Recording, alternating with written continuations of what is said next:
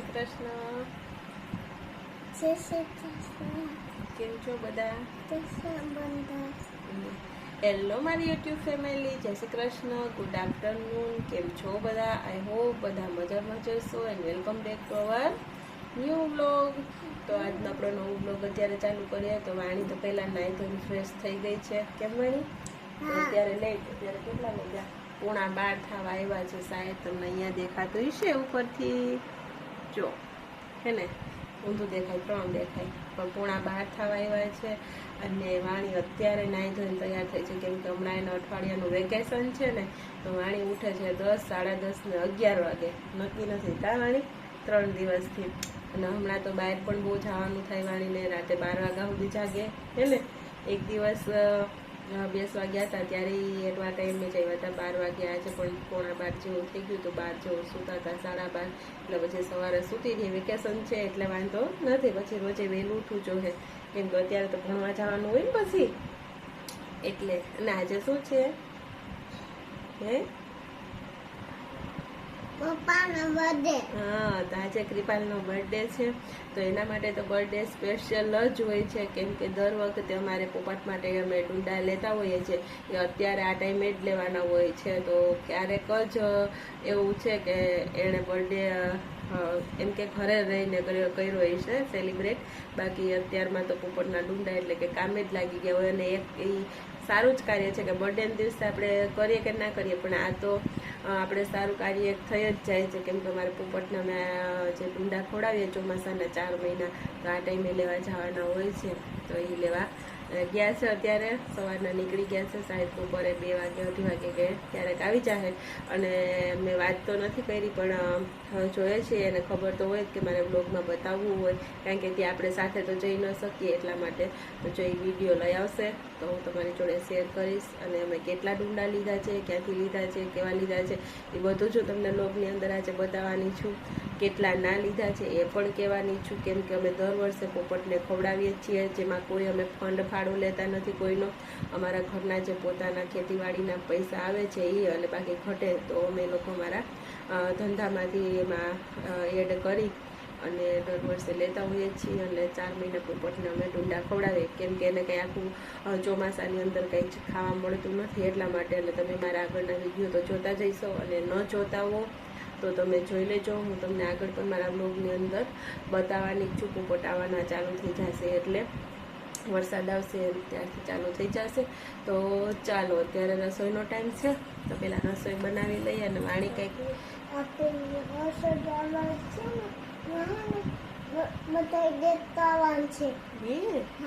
તો જો વાણી કાનમાં મને કંઈક કીધું, પણ અડધું સમજાણું ને અડધું ન સમજાણું, કે વરસાદનું પાણી ભરાય ને ત્યાં ડેટકા આવશે એમ ને. હા, તો દાદા એને એવું કહેતા હોય ને, અહીંયા રમતા હોય એટલે વાણીને યાદ છે, એટલે વાણીએ એવું મને કાનમાં કીધું હે ને. તો વેરી ગુડ ગર્લ. તો હવે વાણી બેન રમશે, હું બનાવવા માંડું છું રસોઈ, કેમ કે મમ્મીએ શાક ને સંભારા ને એવું તો કરી નાખ્યું છે, કેમ કે વાણીને નવડાવતી હતી. 11:30 થઈ ગયા એટલે હજી કંઈક કાનમાં કેવું વાણીને ઘોડિયામાં એ ચકવું છે વાણીને, તો મારે એના માટે ઘોડિયું પણ ઉતારવું પડશે ને. ઉતરશે તો ઉતારી દઈશ, ને તો જોઈએ છીએ. હજી રસોઈ બનાવી લઈએ અને મળીએ આપણે આગળ પાછા વિડીયોની અંદર. તો બન્યા રહેજો બ્લોગની અંદર. આજે હું તમને બધું બતાવવાની છું. અને કૃપાલનો બર્થડે પણ છે, તો જોઈએ છીએ સેલિબ્રેટ કરીએ કે નથી કરતા, કેમ કે એની થોડીક તબિયત પણ ખરાબ છે. તો સાંજે તો દવા પીને સૂતા હતા, સવારે પણ દવા પીને કામે લાગી ગયા છે. તો જોઈએ હવે શું કરીએ, એ આગળ શું બનાવીએ છીએ. એ હમણાં તો ખાવાનું પણ ચાલુ છે, ગરમી પણ છે. તો મળીએ આપણે આગળ, બી કન્ટિન્યુ વ્લોગમાં બન્યા રહેજો. મળીએ પછી. તો ચાલો, આપણે રેસ્ટ કરીને ઉઠી ગયા, જાગી ગયા છીએ. અને વાણી તો હજી સુતે છે, 5:30 વાગી ગયા. અને બર્થડે બોય આવીને કહી દીધું છે કે આપણે કાં ઢોસા ખાવા છે રવાના લોટના, ને કાં પુડલા ખાવા છે ચણાના લોટના. તો રવાના લોટના તો અત્યારે થોડુંક નામુમકીન છે રવાના ઢોસા કરવા, એ કેમ કે હજી બધું ગામમાં લેવા જવું પડે, અને રવાને થોડોક પલાળવો પણ પડે. તો પુડલા બનાવશું અમે એના માટે. અને બસ, તો લસણ ને બધું ફૂલેલું તો તૈયાર જ છે. અને અહીંયા જો આપણે હે ને ગુંદાનું કટિંગ અને એમાંથી ગુંદા ઉતારવાનું કામ ચાલુ છે બગીચામાં. તો જો બહાને દાદાની ઉતારે છે.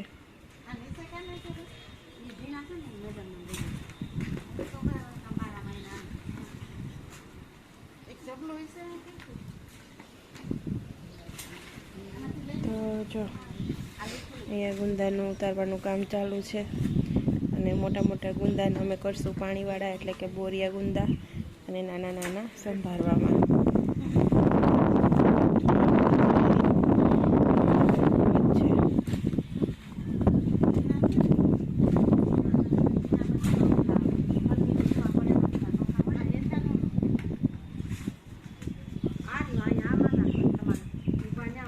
બા ઉતારે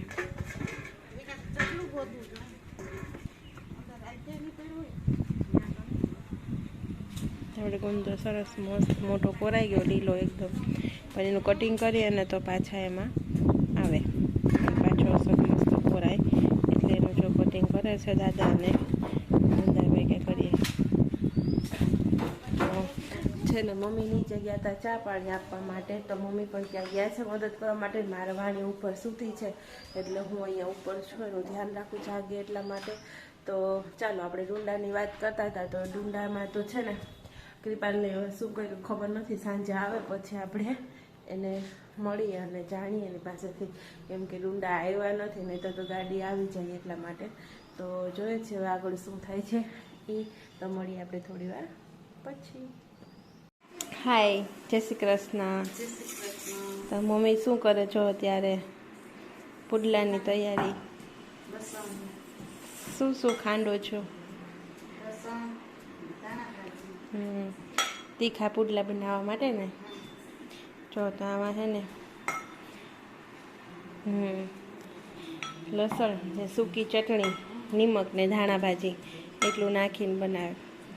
તો ચાલો તૈયારી શરૂ થઈ ગઈ છે પુડલા બનાવવા માટેની. તો મમ્મી ચટણી ખાંડે છે ને કૃપાલને ભેગી ખાવી છે આંબલીની ચટણી, તો મારે એ બનાવવાની છે. તો ચાલો બનાવવા માંડીએ અને આગળ રસોઈ ચાલુ કરી દઈએ, કેમ કે હવે તો થઈ ગયા છે 6:30 ને 7:30, 6:30 થઈ ગયા. તો આપણે 9 જણા છીએ અમે, 7 અમે 2 મહેમાન એટલે 9 જણા છીએ. એટલે ફટાફટ બનાવવા માંડીએ અને પછી આગળ જોઈએ છીએ શું કરીએ એ આજના દિવસે. તો મળીએ હાલો આગળ આપણે. ચાલો તો આપણે પુડલા પાર્ટી હતી તો આજ તો ફિનિશ થવા આવી. જો આખું ટોપિયું કર્યું હતું તો એટલું કચર્યું. આમાં અમારે મોડું હજી બાકી છે. બાકી જો આપણો પુડલો કાંઈ ઘટે નહીં એવો હે, આખી લોઢીનો બનાવી નાખો.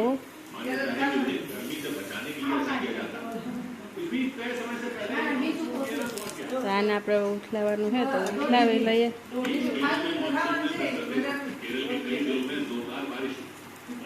તો અહીંયા થઈ ગયું, તૂટી ગયું. પહેલાં ચાલો હું ઉઠલાવી લઉં, એક હાથે નહીં મેળ આવે.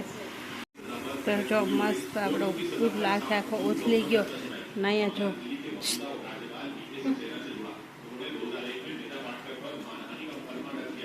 તમારે તો બાકી છે હજી છેલ્લે. તમારા મહેમાનને અમે જમવા દીધું. કેવા બન્યા? Thank you. તો જો અહીંયા અમારે જમણવાર ચાલુ છે. મળીએ આપણે આગળ. કૃપાલ પાસેથી કંઈક પાર્ટી લેવાની છે.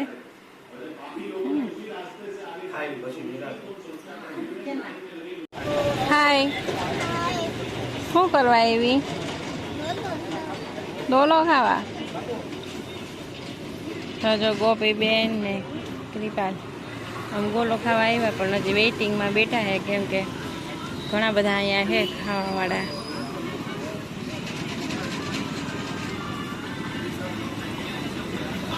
તો અહીંયા બધા એને નામ લખાવતા જવાના, અહીંયાથી ટિકિટ લેતી જવાની. અહીંયા પણ છે બધા, અહીંયા બેઠા, આ બાજુ બેઠા, પાછળ અંધારું પડે. તો જો અમારો ગોલો આવી ગયો. હવે ખાઈ લઈએ. ત્રણેય અલગ અલગ હે, કાચી કેરી માવો મલાઈ ને કેડબરી માવો મલાઈ હે ને, કાલે કેડબરી. તો ચાલો અમે જો ગોલો ખાઈને આવી ગયા અને વાણીની નાઈ કરવા ગયા છે. તો એ વાણીની નાઈ કરી આવે, થોડાક ફ્રેશ થઈ જાય, કેમ કે ગરમી જેટલી છે ને તો થોડું ઠંડકવાળું થઈ જાય. એટલે અને ત્યાં એટલો ટ્રાફિક હતો કે હજી લોકો બેઠા હતા શાયદ, અને અમારે પાર્સલમાં એટલી વાર લઈ ગઈ અને બનાવવા અમારે ખાવામાં એટલી વાર લઈ ગઈ. નહીં તો હે ને અમે 11 વાગે તો ગયા હતા, પણ તો એટલો ટાઈમ લાગી ગયો, એટલો ટ્રાફિક હતો, કારણ કે અત્યારે સિઝન જેવી છે ને એટલા માટે. તો બસ અમે લોકો આવતા રહ્યા છીએ અને એ ડુંડાનું તો એવું હતું કે એ ડુંડા છે ને જે બીજા લોકોને દાદાએ ચાલુ કરાવડે એવું છે ને આવું પોપટનું, તો ત્યાં મોકલવાના હતા. એટલે એની ગાડી કે કંઈ ઘરે એવું નથી, પણ એનો કૃપાલે થોડોક વિડીયો ઉતારેલો છે ને એ હું તમારી જોડે શેર કરું છું. તો અહીંયા આગળ હું એ વિડીયો મૂકું છું અને એ તમે જોઈ લ્યો, એન્જોય કરી લ્યો. અને પછી હું તમને વાત કરું છું આગળ કે શું થયું શું નહીં એ બધું. અમે કેટલાના ડુંડા લઈએ છીએ, કેટલા લઈએ છીએ, કેટલા વીઘાના લીધા છે એ બધું. તો ચલો પહેલાં તો આ વિડીયો એન્જોય કરી લ્યો અને પછી આપણે આગળ પાછા મળીએ. લીલા હતા ને એના મોટા બધા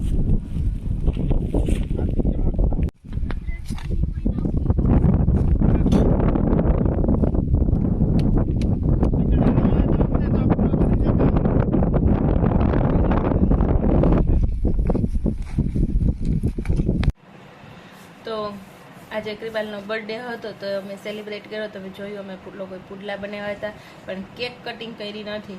તો મારું માનવું એવું છે કે ભલે અમે કેક કટિંગ અગાઉ કરેલી પણ છે, હજી અગાઉ કરશું પણ કેક કટિંગ કરવી સારી કે ફેમિલી જોડે બેસી અને જે આપણે સાદું આપણું જમણવાર છે, જે કોઈ પણ વસ્તુ ઘરની અંદર બનાવીએ એ જમવું સારું કે કેક કટિંગ કરવી સારી. આપણે આજને આવતી પેઢીને આપણે શું શીખવાડવું જોઈએ.